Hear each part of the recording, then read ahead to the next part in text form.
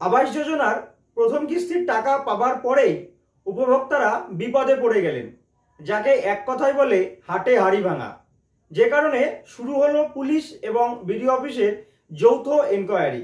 আজকের এই গুরুত্বপূর্ণ ভিডিওটি শুরু করার আগে যারা আমার চ্যানেলে নতুন তারা অবশ্যই চ্যানেলটিকে সাবস্ক্রাইব করবেন, আর ভিডিওটি ভালো লাগলে অবশ্যই লাইক করবেন।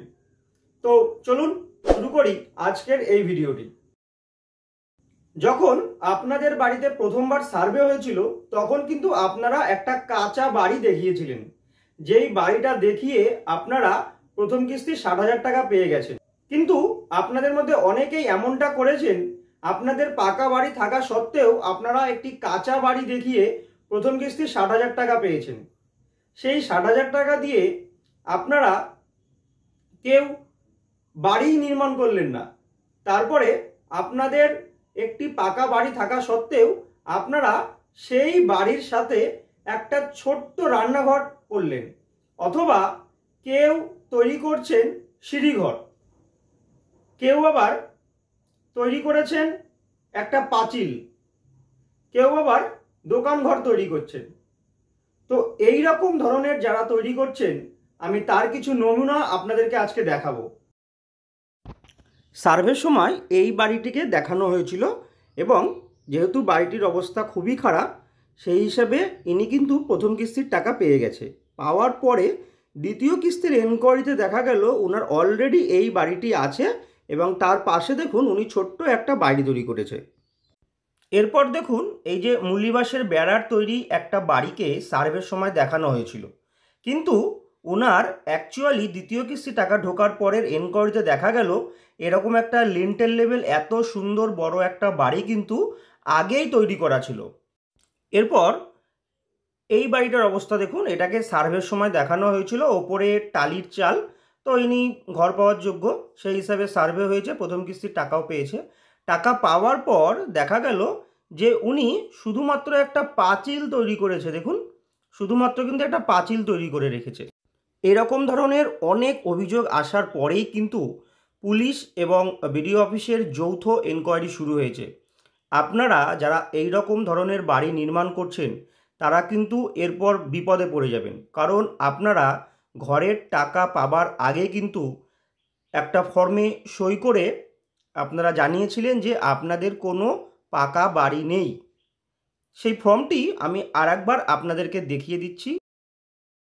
যখন আপনাদের বাড়িতে সার্ভেতে গেছিল তখন কিন্তু আপনারা এই ধরনের একটি ফর্মে সই করেছিলেন। তখন আপনারা দেখেছিলেন ফর্মের মধ্যে কি লেখা আছে? তখন যদি না দেখে থাকেন তাহলে এখন কিন্তু ফর্মটি একবার দেখে নিন। আপনি তখন বলেছিলেন আমি কাঁচা জীর্ণ বাড়িতে থাকি এবং আমার পারিবারিক আয় খুবই কম। আমি যেগুলো ইম্পর্টেন্ট লেখা ছিল সেই ফর্মের মধ্যে আমি সেটা আপনাদেরকে একবার পড়িয়ে দিচ্ছি। এইখানে দেখুন বলা আছে আমার পরিবারের বিষয়ে প্রয়োজনীয় তথ্য নিচে দেওয়া হলো। আপনি বলেছিলেন আমার পরিবারের পাকা বাড়ি আছে, এটা আপনি নায়ের ঘরে টিক দিয়েছিলেন।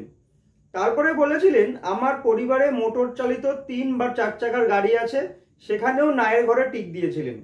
তারপরে কৃষিকাজে ব্যবহৃত 3 বা 4 চাকার গাড়ির মালিক আপনি নন।